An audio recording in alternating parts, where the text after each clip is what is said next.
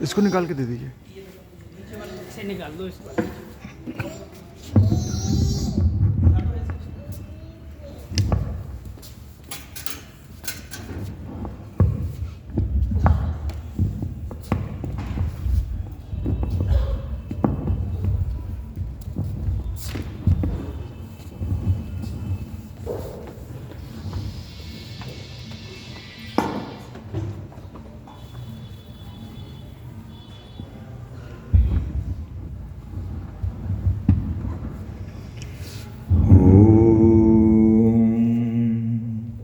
नमः शिवाय गुरवे सच्चिदानन्दमूर्तये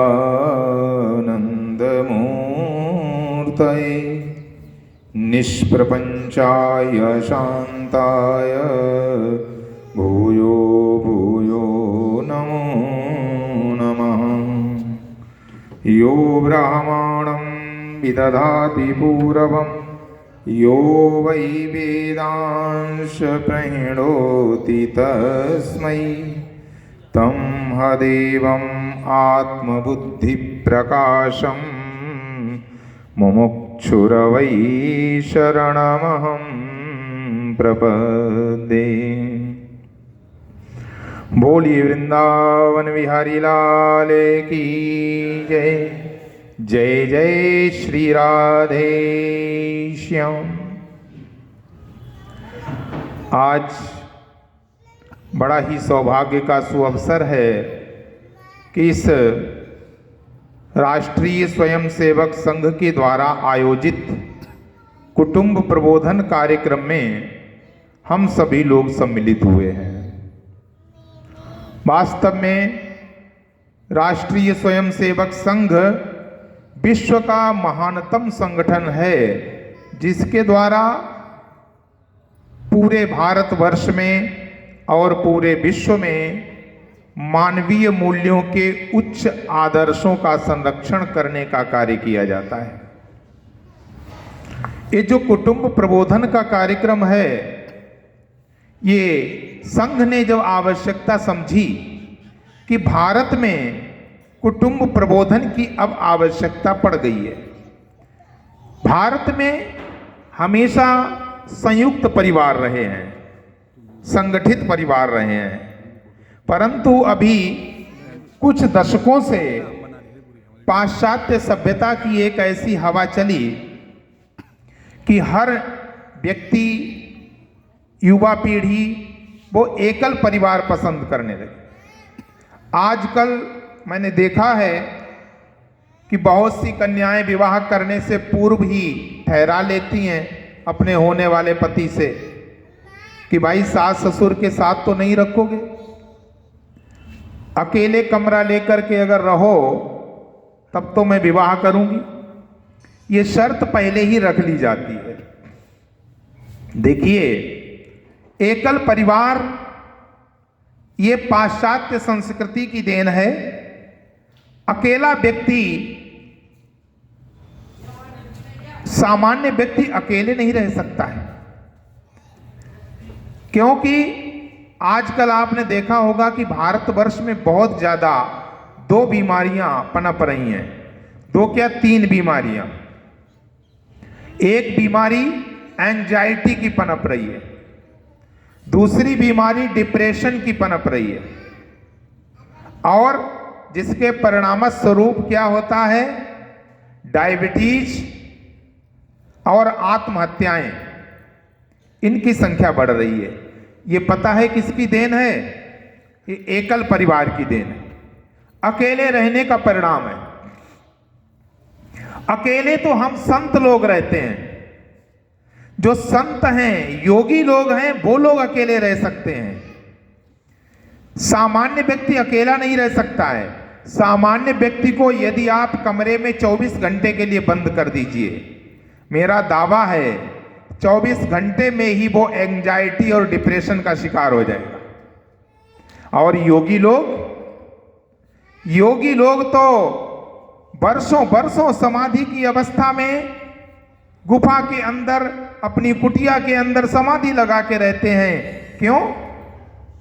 क्योंकि वो योगी जो होते हैं योगी कहते ही उसे हैं जो युक्त होता है, जो उस परमात्मा से युक्त रहता है, सदैव उसमें सन्निहित रहता है, उसको योगी कहते हैं। वो अकेला नहीं रहता है, संसार की दृष्टि में उसे अकेला रहना पड़ता है। इसीलिए तो सौभरी ऋषि ने अपना जो अनुभव था वो बताया था। सौभरी ऋषि ने तपस्या कर रहे थे जमीन के ऊपर, कहीं स्त्रियों को देख लेते थे, कहीं किसी को देख लेते थे, तो उनके अंदर उनको लगता था कि मेरी साधना में संकट पड़ जाएगा, इसलिए वो वृंदावन में चले आए। मैं सतयुग की बात कर रहा हूं, ये वृंदावन केवल द्वापर से ही नहीं है, ये वृंदावन बहुत ही प्राचीनतम भूमि है। इस वृंदावन धाम में सौभरी ऋषि चले आए, जय श्री राधे, और यमुना जी के किनारे आकर के एक कालिया कुंड, जिसको आप लोग काली दह बोलते हो आजकल वृंदावन में, एक काली दह तो बहुत बाद में बना। काली दह जब बना है, जब कालिया यहां रहना प्रारंभ किया है, उससे पहले की बात है, ये सतयुग के प्रारंभ की बात है। और सौभरी ऋषि आकर के उस कुंड में रहने लगे। यमुनांतर जले मग्नस्तप्यमानः परंतपः, अकेले तपस्या करने लग गए।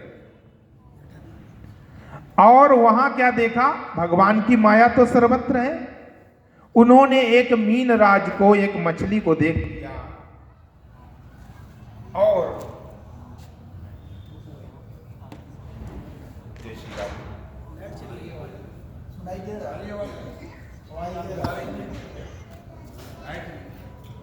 एक मछली को देख लिया सौभरी ऋषि ने, और मछली को देख करके उनके अंदर विवाह करने की जिज्ञासा पैदा हो।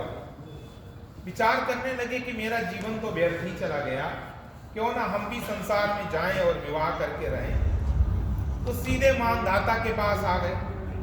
उस समय राजा मानधाता थे इस पृथ्वी पर, जिनकी 50 कन्याएं थी। सौभरी ऋषि पहले के ऋषि मुनि राजाओं के पास जाते थे, उनको कुछ भी जरूरत पड़ता था तो मांग लेते, बोले राजन अपनी एक कन्या दीजिए मुझे विवाह करना।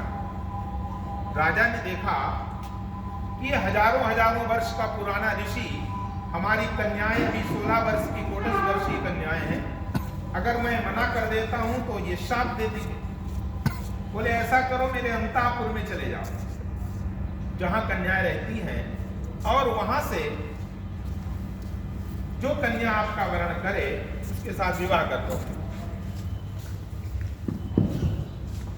सौभरी ऋषि समझ गए चालाकी राजा की। उन्होंने अपने योग बल से क्या किया,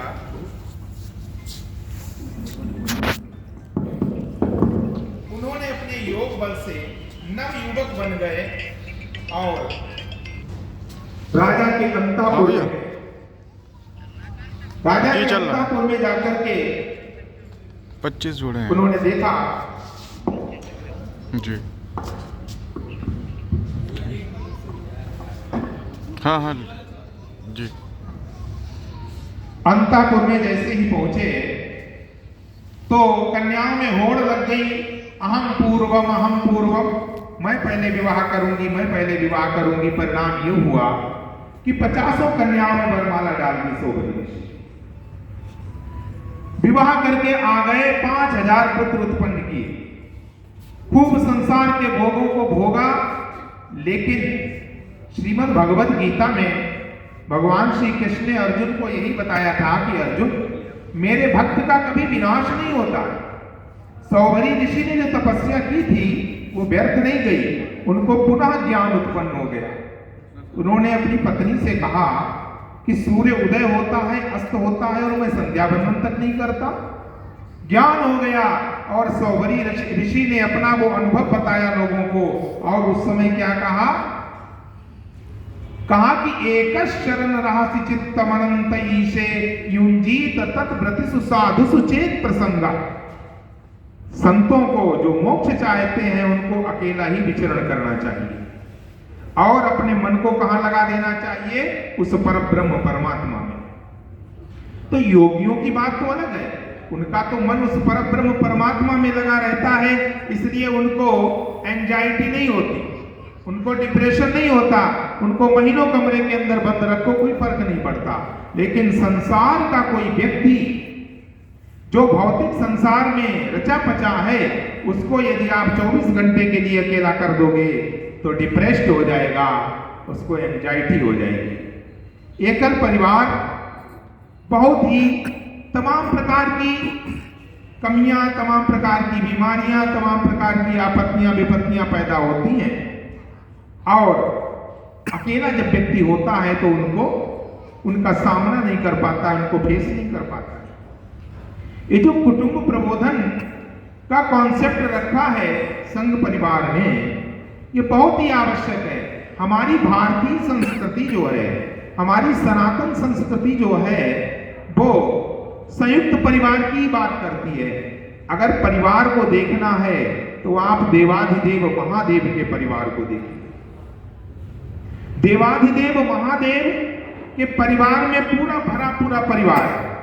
भगवान शंकर, आपने देखा होगा चित्रपट, जो चित्र देखा होगा भगवान शंकर का, भगवान शंकर है, उनके वाम भाग में पार्वती जी विराजमान हैं, और उनके पुत्र भगवान शंकर की गोद में कार्तिकेय जी विराजमान हैं, मां पार्वती की गोद में गणेश जी विराजमान हैं। देखा, पूरा परिवार भरा हुआ है। और तो और इतनी विषमताएं हैं भगवान शंकर के परिवार में, और इतनी विषमताएं होने के बावजूद भी इतना समत्व भाव से, इतने प्रेम से रह रहे हैं एक साथ। ये हमें शिक्षा लेनी है कि हम विषमताओं में प्रेम से एकत्रित और संगठित होकर के कैसे रह सकते हैं। आप देखिए, भगवान शंकर जी का वाहन क्या है? नंदी है, नंदीश्वर है, बैल। और मैया जगदम्बा मां पार्वती का वाहन क्या है? सिंह है, शेर है। शेर का भोजन क्या है? बैल। शेर अगर बैल को देख ले तो छोड़ नहीं सकता, खा जाता है। और देखिए, कार्तिकेय जी का वाहन क्या है? मोर है, मयूर है। और गजानन का वाहन क्या है? मूषक है, चूहा है। और भगवान शंकर के गले में क्या पड़े हुए हैं? सर्प पड़े हुए। देखिए, तीनों में कितना विरोधाभास है। सर्प यदि देख ले मूषक को, तो सर्प मूषक को, चूहे को छोड़ नहीं सकता है बगैर खाए। और मोर यदि सर्प को देख ले तो मोर सर्प को बगैर खाए नहीं छोड़ सकता है। शत्रुता देखिए, विषमताएं देखिए। लेकिन इतनी विषमताएं होते हुए भी एक साथ बैठे हुए हैं। क्यों? क्योंकि सबने अपने अपने जो स्वाभाविक उनके दुर्गुण हैं या विषमताएं हैं, उस स्वभाव को उन्होंने त्याग रखा है। हमारे अंदर अगर कोई बुराई है तो परिवार को चलाने के लिए, संगठित रखने के लिए हमें उस बुराई का त्याग करना चाहिए, तभी परिवार संगठित रह सकता है। रिश्तों को बचाने के लिए, संबंधों को बचाने के लिए दो चीजें बहुत आवश्यक होती हैं, एक प्रेम और दूसरा सहनशीलता। एक प्रेम, दूसरा सहनशीलता और तीसरा त्याग। ये तीन चीजें अगर हम अपना लें तो हमारा परिवार, हमारा कुटुंब कभी टूट नहीं सकता है। आप लोग इस बात का विचार करें, ये धर्म है। धर्म के 10 लक्षणों में ये सारे गुण आते हैं। धर्म के 10 लक्षण बताए गए हमारे धर्म शास्त्रों में। धृति, क्षमा, दमोस्तेयम, शौचमिंद्रिय निग्रह, धीर विद्या, सत्यम क्रोधो, दशकम धर्म लक्षण। ये धर्म के लक्षण है। क्या? धैर्य रखना, धृति, क्षमा, दमोस्तेयम, क्षमाशीलता। ये क्षमाशीलता, हम क्षमाशील नहीं रहे, हम इतनी जल्दी एग्रेसिव हो जाते हैं। अगर पत्नी ने कोई बात बोल दी तो पति जो है टेढ़ी आंख कर लेता है, और पति ने अगर कोई बात बोल दी तो पत्नी तुरंत एग्रेसिव होकर के कहती है तुम्हारा एटीट्यूड क्या है भाई, तुमने किस पर्पस से ये बात कही है भाई? तुरंत डिस्कशन नहीं होता है। डिस्कशन करना तो अच्छी बात है, आर्गुमेंट होता है। संबंधों में आर्गुमेंट के लिए कोई स्थान नहीं होना चाहिए। ये धर्म का पालन करने लग जाओ, और धर्म कौन सा है? ये अपना सनातन हिंदू धर्म है, जो कह रहा है धृति क्षमा दमोस्तेयम, शौचम इंद्रिय निग्रह, पवित्रता से रहो, क्षमा करो एक दूसरे को, धीर विद्या बुद्धिमानी से विवेक से काम करो, सत्य मत क्रोधो, सत्य बोलो। अच्छा, पत्नी गई थी पड़ोसी के यहाँ, पति ने पूछ दिया कहाँ गई थी? कहीं नहीं, यही दरवाजे पे ही थी। ये असत्य हो गया ना, झूठ बोल गया। संबंधों में झूठ जो है संबंधों को तोड़ते हैं, कुटुंब को तोड़ते हैं, परिवार को तोड़ते हैं। झूठ नहीं होना चाहिए। सत्यमत क्रोधो दशकम धर्म लक्षणम, अक्रोधा ये धर्म का लक्षण है। क्रोध करना अधर्म है। आप गांठ में बांध के ले जाइए यहां से। जो जो लोग क्रोध करते हैं वो समझ लीजिए क्या करते हैं? अधर्म करते हैं। कितना भी अगरबत्ती दीपक जलाओ भगवान के सामने, अगर अधर्म कर रहे हो, क्रोध कर रहे हो, तो कुछ भी लगने वाला नहीं है। संबंधों को देखिए, पहले राम जी से शिक्षा लीजिए। राम जी अपने माता पिता का कितना सम्मान करते थे। जो लोग अपने माता पिता का सम्मान नहीं करते हैं, अगर पुत्र माता पिता का सम्मान करने लग जाएं और माता पिता अपने पुत्रों और पुत्र वधुओं का ध्यान रखने लग जाएं, तो ये कुटुंब कभी टूट नहीं सकते। कभी राजा दशरथ ने सीधे सीधे आदेश नहीं दिया प्रभु श्री राम को कि तुम वनवास चले जाओ। राजा दशरथ ने अपने मुख से कभी नहीं कहा, वो तो कैकेयी मां ने कहा कि तुम्हारे पिता की इच्छा है, राजा की इच्छा है कि तुम वनवास चले जाओ। तो राम ने अपराध क्या किया था? मान लीजिए राजगद्दी 14 वर्षों के लिए मांगी भरत के लिए, वो तो ठीक है, लेकिन राम जी ने कौन सा अपराध किया था जो उन्हें 14 वर्ष का वनवास दे दिया गया? स्वयं कैकेयी ने राम कथा में, रामायण में कई जगह पर कहा है कि राम जो है बिल्कुल निरपराध है, राम जी का कोई अपराध नहीं है। लेकिन राम जी ने क्या एक बार भी पूछा अपनी मां कैकेयी से या पिताजी से कि हमको किस अपराध के कारण आप 14 वर्ष का वनवास दे रहे हो? पिता के अंदर ये भाव होना चाहिए कि माता पिता की जो आज्ञा हो रही है वो आपको दंड के रूप में दिखाई पड़ रही है तो भी उसको स्वीकार करो, और आशीर्वाद के रूप में दिखाई पड़ रही है तब भी तुम स्वीकार करो, क्योंकि माता पिता की सेवा करने से परमात्मा प्रसन्न हो जाता है। और माता पिता को गाली दे करके जाओ सुंदर फूलों की माला बांके बिहारी को चढ़ाने के लिए, द्वारकाधीश को चढ़ाने के लिए, तो क्या करेंगे भगवान? कहेंगे इस अधर्मी, इस क्रूर की माला मैं स्वीकार नहीं करता, क्योंकि अपने माता पिता को गालियां देता है, अपमान करता है। हमारे शास्त्र कहते हैं कभी माता पिता को अपने उनके सम्मुख, उनके सामने उनकी आज्ञा का उल्लंघन नहीं करना चाहिए, उनसे बहस नहीं करना चाहिए। एक पुंडरीक हुए, पुंडरीक ने अपने माता पिता की इतनी सेवा की कि स्वयं, पंढरपुर की बात है, कि स्वयं जो है विट्ठल आ गए, वहां आकर के खड़े हो गए, आवाज लगाई, तो पुंडरीक ने क्या कह दिया? बोले भगवान आप बाहर खड़े रहो, अभी मैं अपने माता पिता की सेवा कर रहा हूं।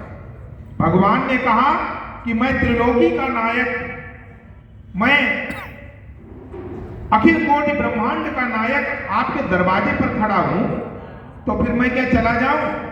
तो पुंडरीक ने कहा नहीं, आप जा नहीं सकते हो, और यदि आप चले गए तो आपको पुनः आना पड़ेगा, ये मुझे मालूम है, क्योंकि जिन माता पिता की सेवा करने के कारण आप मेरे पास आए हो, उसी सेवा की शक्ति से तुम पुनः खिंच करके आ जाओ।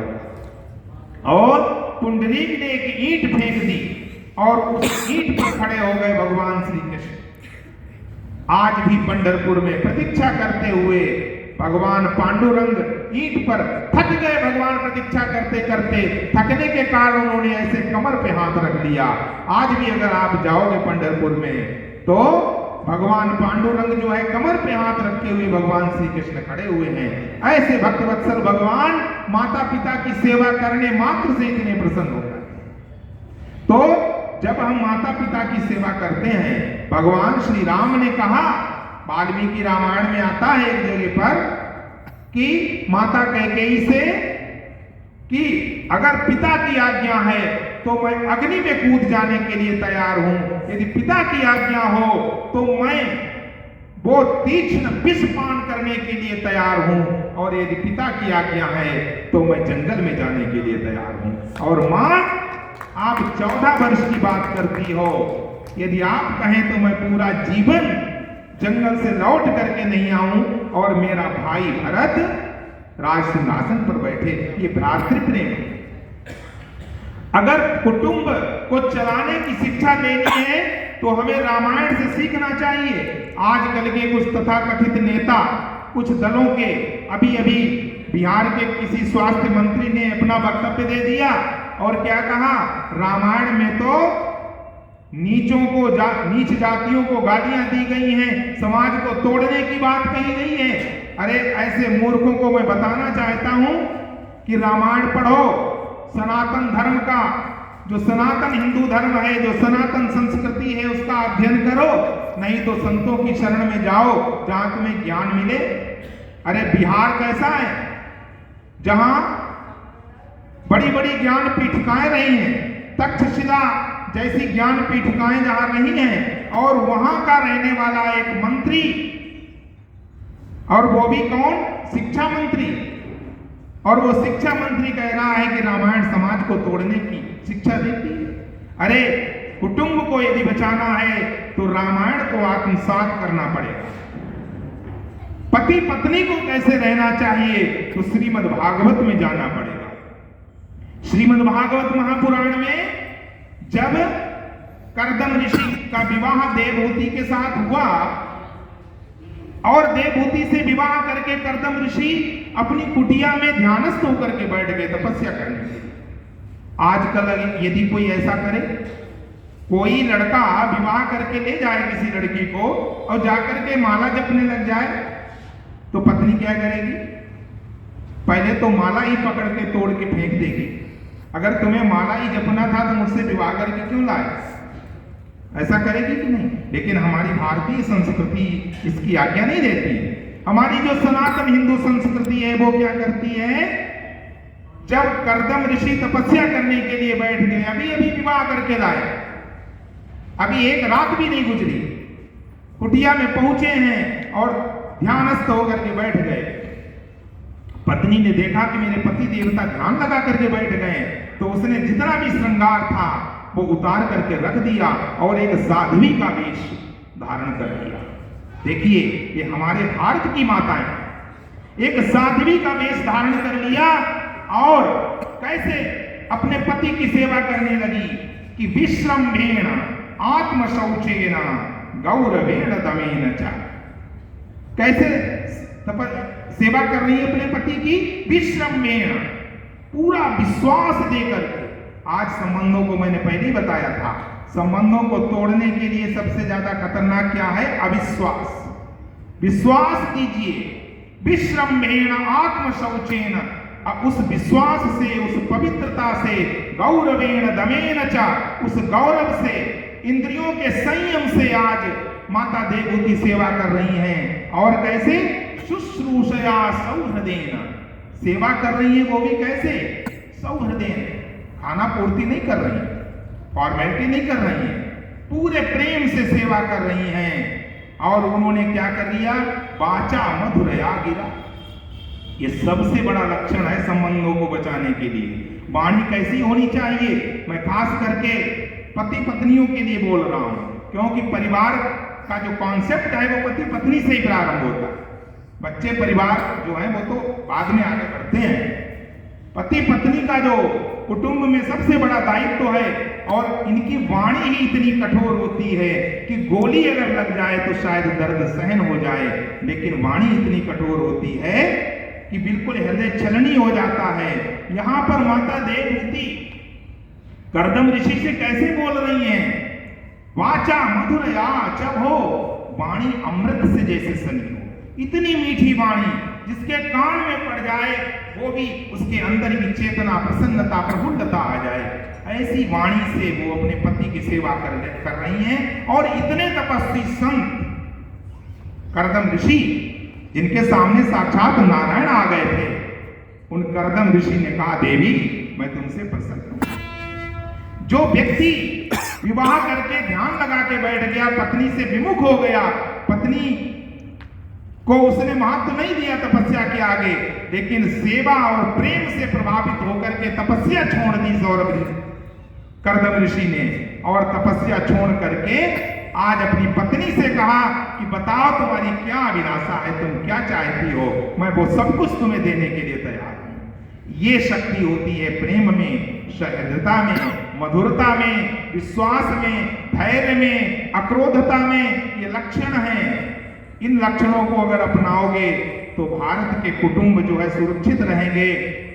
आज बहुत बड़ी विडंबना है जो वृद्धाश्रम खुल रहे हैं। भारतवर्ष में दो चीजें कभी नहीं रही, एक तो भारतवर्ष में तलाक कभी नहीं हुआ और भारतवर्ष में वृद्धाश्रम कभी नहीं हुआ। ये वृद्धाश्रम भी पाश्चात्य संस्कृति की देन है, क्योंकि हमारे यहां तो बुजुर्गों की सेवा करने का आदेश दिया गया।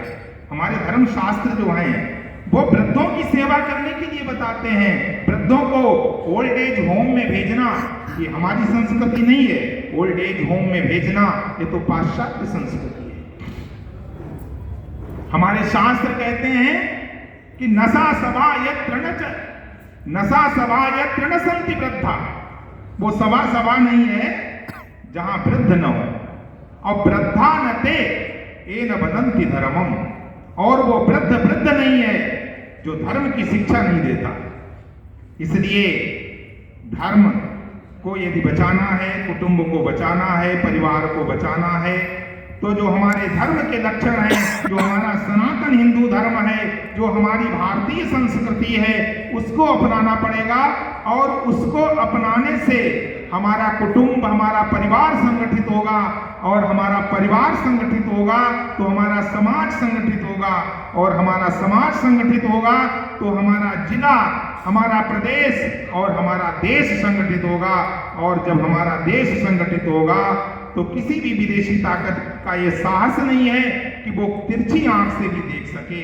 अभी देखा, अभी पड़ोसी देश को कितने बार हमारे भारतीय जवानों ने मुंह की उनको खिलाई है, मुंहतोड़ जवाब दिया है, उल्टे पैर भागे हैं। ये क्या है? उनके अंदर राष्ट्रीयता का भाव है, उनके अंदर देश सेवा का भाव है, उनके अंदर उस देश सेवा और राष्ट्रीयता के भाव के कारण ही आज वो इतने जो -40 -50 टेम्परेचर में भी वो सीमा पर डट करके और हम सबकी सुरक्षा और सेवा कर रहे हैं। और ऐसे पुत्र, ऐसे देश सेवक, राष्ट्र सेवक संतानें कहां से आएंगी?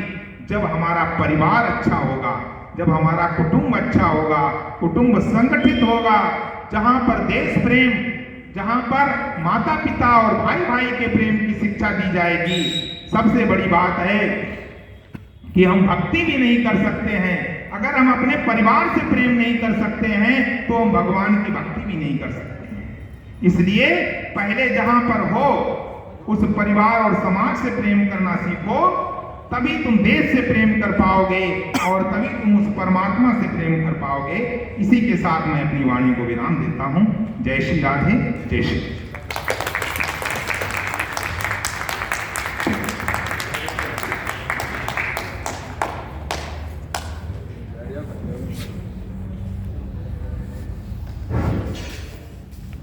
बहुत बहुत धन्यवाद महामंडलेश्वर जी। समुद्र के इस क्रम में और मैं डॉक्टर साल्विक प्रिया जी से अनुरोध करूंगा